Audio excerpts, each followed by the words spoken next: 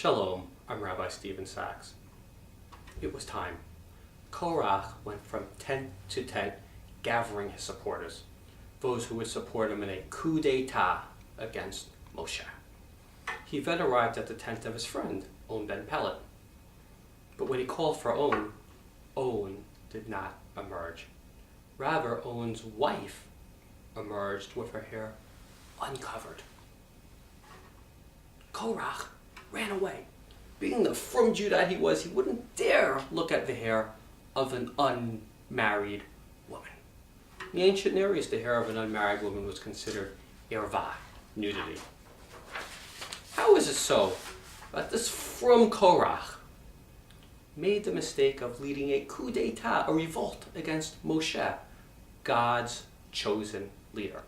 After all, just a couple weeks ago, we hear about Moshe's own sister, Miriam, is harshly rebuked by God for simply suggesting that she had the same level of nevuah, prophecy, as Moshe. Yet, the wise, aristocratic Korach is foolish enough to lead a coup d'etat against Moshe. What was he thinking? Therapists would tell us that Korach was suffering from cognitive dissonance. Korach rationally understood that Moshe was God's chosen leader, but emotionally he didn't want to accept it. So what did he do? He took the rational knowledge and placed it aside. He ignored it and wound up making a horrendous mistake. Many Jews too are now claiming to have suffered from cognitive dissonance. Many of us are asking ourselves, how in the world did I miss the fact that Barack Obama was going to be so hard on Israel? How did we miss it? In his recent and much anticipated speech to the Muslim world in Cairo, Obama stated, "For decades there has been a stalemate.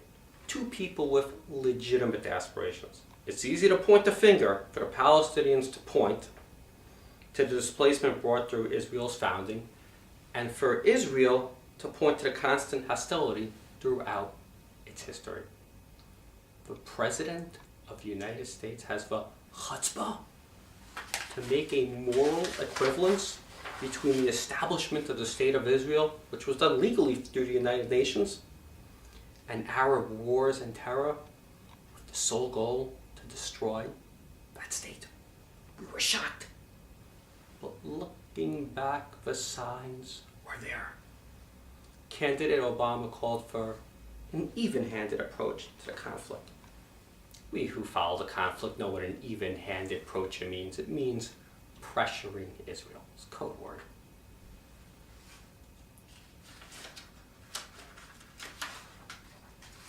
Obama spoke of a need to repair the United States' reputation after President Bush's cowboy politics. Well, improving the reputation of the United States is great, but what is the easiest and fastest way to repair the United States' reputations in the eyes of the Arabs and Europeans? Two little words. Pressure Israel.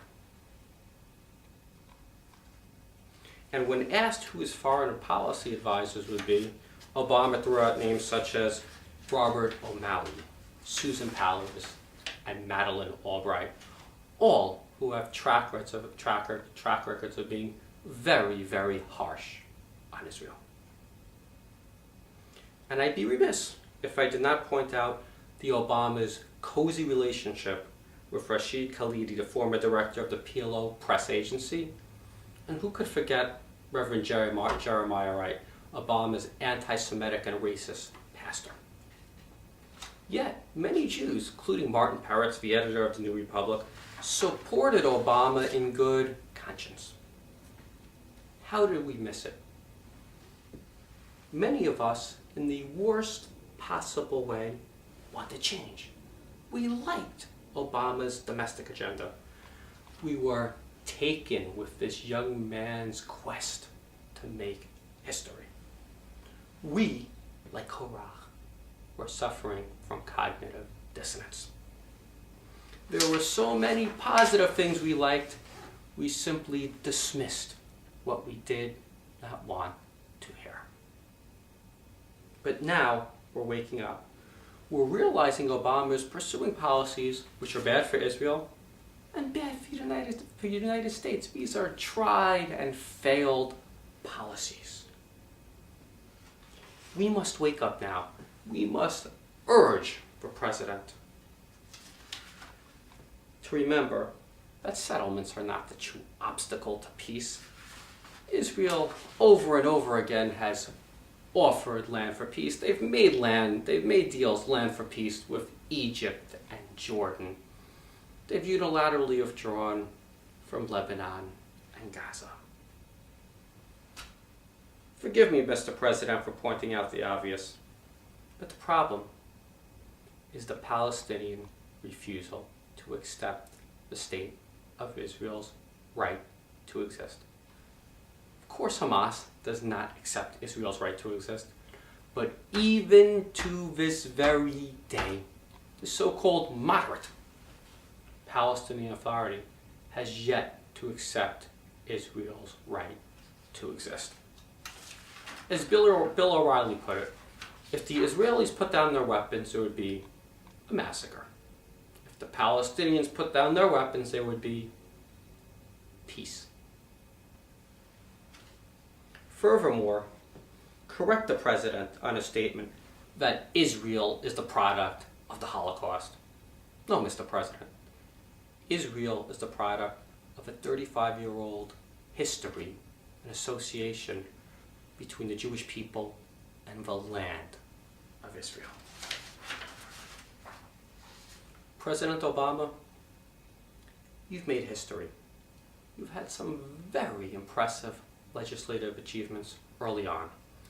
You can be a great president,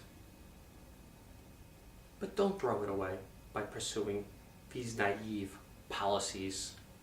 For if you continue to approach the conflict as if the Jewish right to exist and Arab resistance have the same moral weight, all you have accomplished is whetting the Palestinian appetite, causing more violence, and further delaying a settlement to this conflict.